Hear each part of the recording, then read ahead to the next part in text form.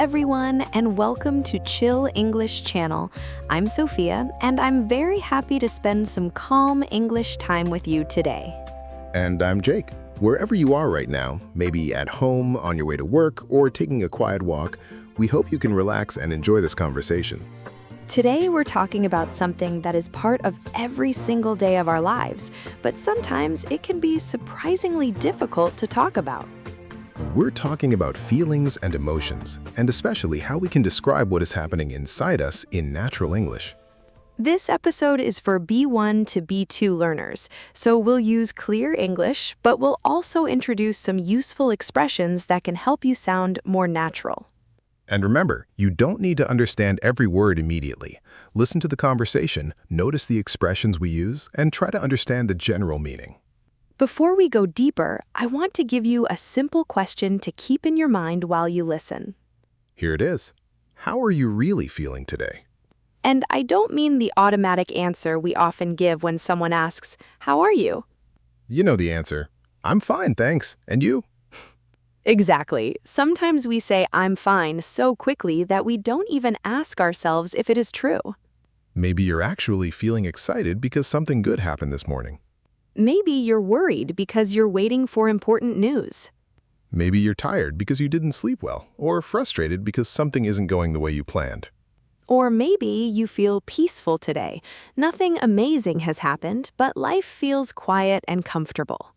And sometimes the answer is more complicated. You can feel happy and nervous at the same time. That happens to me quite often. Before something exciting, I can feel really happy about it, but there is also this nervous feeling in my stomach. Like before giving a presentation? Definitely. Or before meeting someone important, starting something new, or traveling somewhere I've never been. So emotions are not always simple. We can experience several feelings at the same time, and sometimes we don't even know exactly what we're feeling. Yes, and having more English vocabulary can help, because instead of always saying happy, sad, good, or bad, you can describe your emotions more clearly. Okay, Sophia, let's make this personal. How are you feeling today? Let me actually think about it instead of saying fine. Take your time. This is a very serious interview. Thank you, Jake. I appreciate the pressure. I would say I'm feeling pretty relaxed, but also a little overwhelmed. That's an interesting combination. Why relaxed and overwhelmed? I feel relaxed because today has been peaceful so far, but I have several things I need to finish this week, and when I think about all of them together, I feel overwhelmed. That's a very useful word.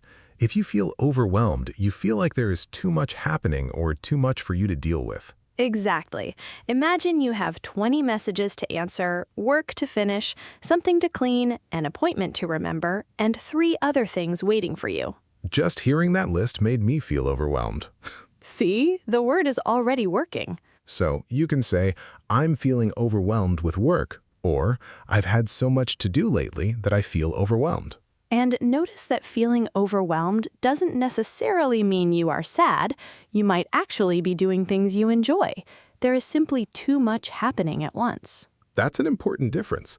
Sometimes we use very general words because we don't know a more specific word for the emotion. Right. Now it's your turn, Jake.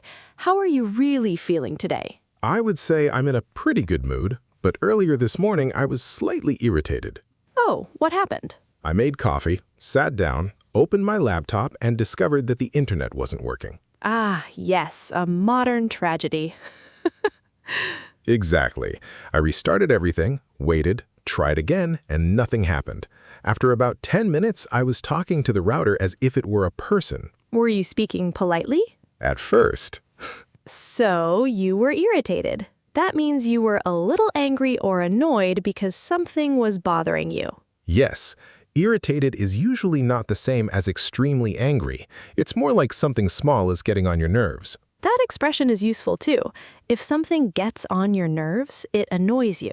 For example, you might say, that sound is getting on my nerves, or my neighbor's loud music really gets on my nerves. Or when someone watches videos on their phone without headphones on a quiet bus. Sophia, I can hear the emotion in your voice. I have experienced this situation more than once. And this brings us to something interesting. Our emotions are often connected to situations, but different people can react very differently to the same situation. For example, imagine two people are waiting for a job interview.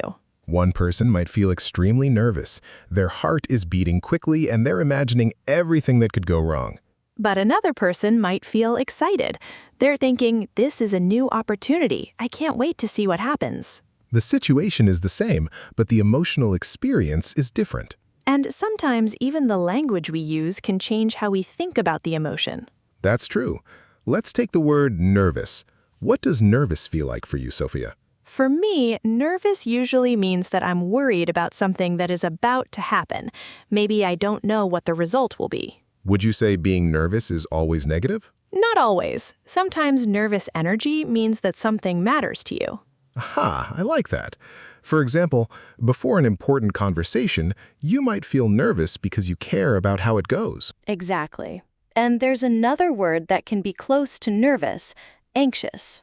We often use anxious when we feel worried, uncomfortable, or unable to relax because we're thinking about something uncertain. For example, I'm feeling anxious about tomorrow's exam. Or, she felt anxious while she was waiting for the results. But here is something learners sometimes find difficult. We don't always need a strong emotional word.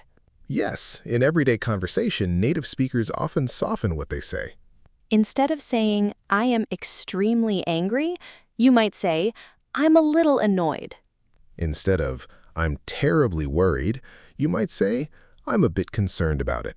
And instead of saying, I am incredibly happy, sometimes a simple, I'm really pleased about that sounds natural.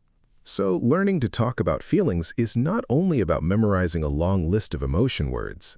It is also about understanding the strength of an emotion and choosing words that match what you really feel. And there is another question I find interesting. Sophia, are you someone who talks about your feelings easily? It depends on the person and the situation. That sounds like a careful answer. It is. With people I trust, I can usually talk openly.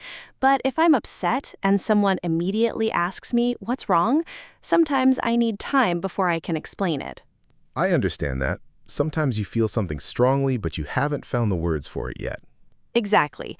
Someone asks, what are you feeling? And your brain says, please come back in 30 minutes. I know that feeling very well. And that word upset is useful because it can describe a mixture of unhappy emotions. If you say, I'm upset, you might be sad, disappointed, worried, or even a little angry. The exact emotion depends on the situation. For example, imagine a close friend forgets your birthday. You might not be furious, but you could feel upset because you expected them to remember. And underneath that feeling, there might actually be disappointment. Yes, we feel disappointed when we hoped or expected something good to happen, but reality was different. Like when you plan a beautiful weekend outdoors and then it rains for 2 days. You look out the window at the rain and think, well, this is not what I imagined. Or when you work very hard on something and the result isn't as good as you hoped. That kind of disappointment can be much deeper because it is connected to effort, expectations, and something that mattered to you. Which shows us that the same emotion can have different levels. You can be slightly disappointed about the weather or deeply disappointed about an important result. And once we start noticing these differences, talking about emotions becomes much more interesting than simply saying, today I feel good, or today I feel bad. Because behind those simple words, there is often a much more specific feeling waiting for us to name it. Something else I find interesting is that we often try to hide our emotions, especially when we think other people might judge us. Yes, and sometimes we don't even realize we're doing it. Someone asks, are you okay? And we automatically answer, yeah, I'm fine. Even when we are clearly not fine. Exactly. Your face is saying everything is terrible, but your mouth is saying, I'm great, thanks. I think many people do that because they don't want to make the conversation uncomfortable. Or they don't want to feel like they're complaining. That's true, but there is a big difference between complaining about everything and simply being honest about how you feel. For example, instead of pretending everything is perfect, you can say, I've had a difficult day, but I'll be okay. Or, I'm feeling a little stressed today, so I'm trying to take things slowly. Those sentences are honest without being too dramatic. And they give the other person a chance to understand you better. Sophia, what do you usually do when you're having a bad day? My first reaction is usually to become quiet. Really? You don't want to talk? Not immediately. I normally need some time alone to understand what is actually bothering me. So you need to process your feelings. Exactly. Process your feelings means taking time to understand and deal with your emotions instead of reacting immediately. That can be useful because sometimes our first reaction is not really connected to the main problem. Definitely. Have you ever become annoyed about something tiny because you were already stressed about something bigger? Many times. Someone asks a completely normal question and suddenly I think, why is everyone asking me questions today? And the poor person has no idea what happened. Exactly. They just asked where the keys were.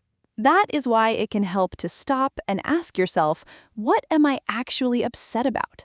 Sometimes the answer is surprising. Maybe you're not angry. Maybe you're exhausted. Or maybe you're disappointed, embarrassed, lonely, or worried. Let's talk about embarrassed because that is another emotion learners often need in everyday conversations. You feel embarrassed when something makes you feel uncomfortable or self-conscious, usually because you think other people noticed a mistake or awkward situation. Like walking into the wrong classroom and sitting down before realizing you don't know anyone.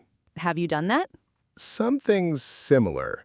I once walked confidently into a meeting room, sat down, opened my notebook, and then realized I was in the wrong meeting. Oh no. What did you do? I tried to leave calmly, but everyone was looking at me, so there was no way to make it look normal. That is the problem with embarrassing moments. The harder you try to look relaxed, the less relaxed you look. Exactly. But embarrassment usually becomes funny later.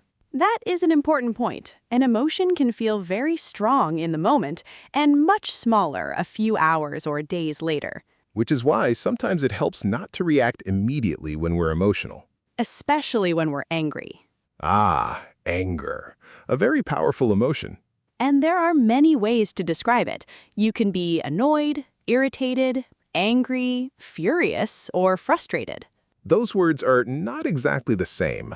Annoyed and irritated are usually lighter. Furious is much stronger. If someone says, I was furious, they mean they were extremely angry. And frustrated is often connected to a problem you cannot easily solve. For example, imagine you have been trying to learn something for hours, but you still don't understand it. You might say, I'm getting really frustrated with this. Or you're trying to open a jar for 5 minutes. That is not frustration, that is a personal battle. And somehow the jar always wins until another person opens it immediately. Then, frustration becomes embarrassment. See? Emotions can change very quickly. But when you are genuinely angry, it can be helpful to describe the feeling instead of attacking the person. Yes, there is a difference between saying, you never listen to me, and saying, I feel frustrated because I don't feel heard. The second sentence explains your emotion without immediately blaming someone. Another useful expression is, that really bothered me. I like that one because it works in many situations. You can say, the way he spoke to me really bothered me. Or, I know it seems small, but what happened yesterday bothered me. This can be especially useful when you want to talk calmly about something uncomfortable. And sometimes you don't know exactly what emotion you're experiencing. In that situation, you can say, I'm not sure how I feel about it yet. That is such a useful sentence. Yes, because we sometimes think we need to have an immediate opinion or emotional reaction. But you're allowed to need time. Imagine someone offers you a new job in another city, You might feel excited because it's a great opportunity, but also nervous because you would have to move, and sad because you would leave people you care about. while also feeling proud because someone recognized your abilities. That is a lot happening emotionally at the same time. So you could simply say, I have mixed feelings about it. Mixed feelings means you have both positive and negative emotions about the same situation. For example, I have mixed feelings about moving away. I'm excited, but I'll miss my friends. I think that expression describes many important moments in life. Graduating from school can create mixed feelings. Starting a new job can too. Even coming home after a long trip. You're happy to be home, but part of you misses traveling. Now, let's look at positive emotions, because sometimes people think talking about feelings means only discussing difficult ones. Good point. English has many useful ways to describe positive emotions too. For example, there is relieved. You feel relieved when something you were worried about turns out okay, or when a stressful situation finally ends. Imagine you take a difficult exam and spend several days worrying about the result. Then you receive a message saying you passed. You might say, "I'm so relieved." It is not simply happiness. The happiness comes after worry or stress disappears. Another beautiful emotion is gratitude. If you feel grateful, you appreciate something good in your life or something another person has done for you. You might feel grateful because a friend supported you during a difficult time. Or because you had a peaceful evening with your family after a busy week. Sometimes the smallest moments can create the strongest feeling of gratitude. Like when someone brings you coffee without you asking. Jake, your emotional world seems to involve coffee quite often. Coffee understands me. I'm slightly concerned about this relationship. But yes, gratitude can come from simple things. You don't need something extraordinary to feel thankful. Another useful word is content. If you feel content, you feel peacefully satisfied with your situation. It's quieter than excitement. You're not jumping around celebrating. You're simply thinking, things are okay right now, and I'm happy with that. I really like that feeling because we often notice excitement, but peaceful happiness can be just as meaningful. And when we learn to recognize emotions like relief, gratitude, contentment, frustration, embarrassment, and disappointment, we begin to understand ourselves more clearly. We also become better at telling other people what is happening inside us, instead of expecting them to guess. And that idea of expecting people to guess our feelings can create a lot of misunderstandings. Definitely. We sometimes think, they should know why I'm upset, but the other person may honestly have no idea. I've done that before.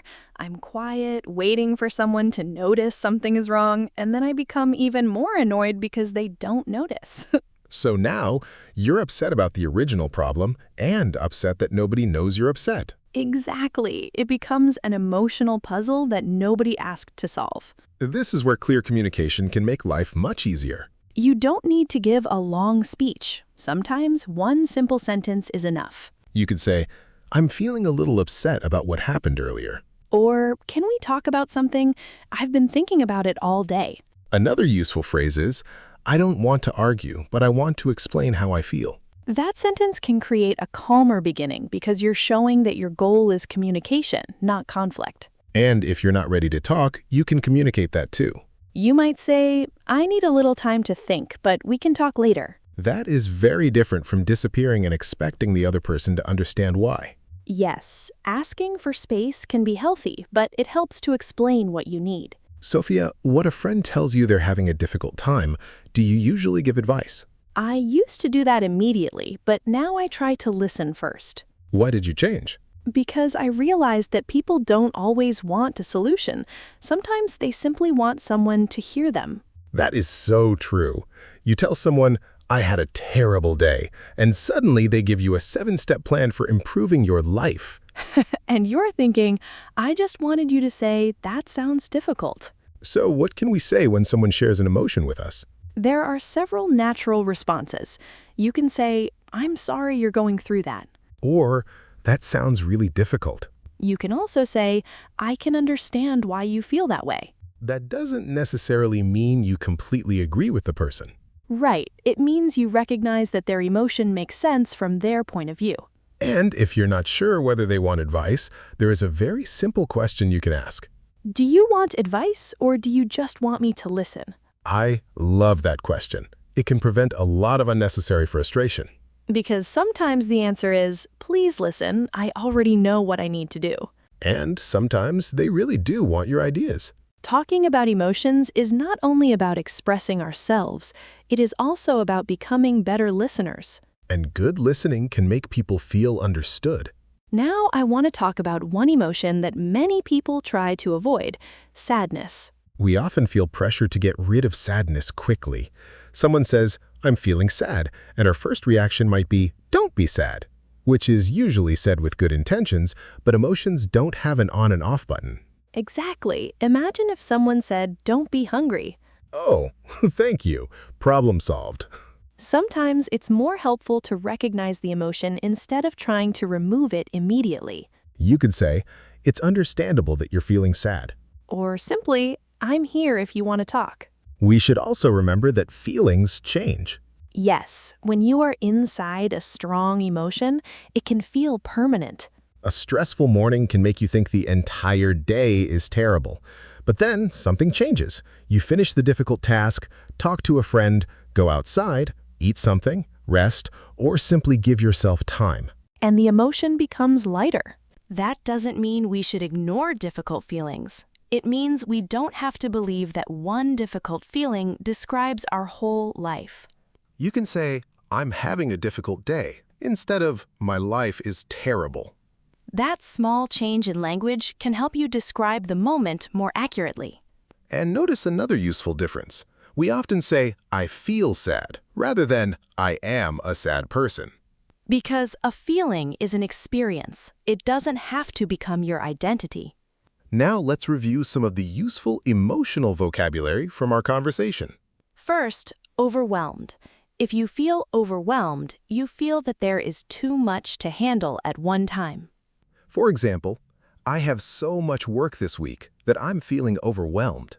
Next, irritated. Irritated means slightly angry or annoyed because something is bothering you. "I was irritated because the internet kept disconnecting." We also used anxious. Anxious means worried or uncomfortable about something, especially when you don't know what will happen. "I felt anxious before the interview." Then we have disappointed. You feel disappointed when something is not as good as you hoped or expected. "I was disappointed with the result, but I'll try again." Another useful word is relieved. You feel relieved when worry or stress disappears after a situation turns out okay. "I was relieved when I heard that everything was fine." We also talked about grateful, which means feeling thankful and appreciative. And content, which describes a calm feeling of satisfaction with your situation. Then there's the expression mixed feelings. If you have mixed feelings, you have positive and negative emotions about something at the same time. And one more useful expression is something is bothering me. This is a natural way to say that something is making you worried, uncomfortable, annoyed, or upset. If you want to practice today's English, choose 3 of these words and connect them to real experiences in your own life. For example, "I felt relieved when," "I get irritated when," or "I have mixed feelings about." When vocabulary becomes connected to your own memories, it becomes much easier to remember and use naturally. And you don't need complicated sentences. Clear and personal English is powerful English. Before we finish, let's return to the question we asked at the beginning. How are you really feeling today? Maybe your answer is different now because you have more words to choose from. Maybe you're feeling relaxed, grateful, excited, overwhelmed, disappointed, anxious, content, or a mixture of several emotions. Whatever your answer is, try putting it into one complete English sentence. Not just good or bad. Give yourself a little more detail. You could say, "Today I'm feeling a little overwhelmed because I have a lot to do, but I'm also excited about this week."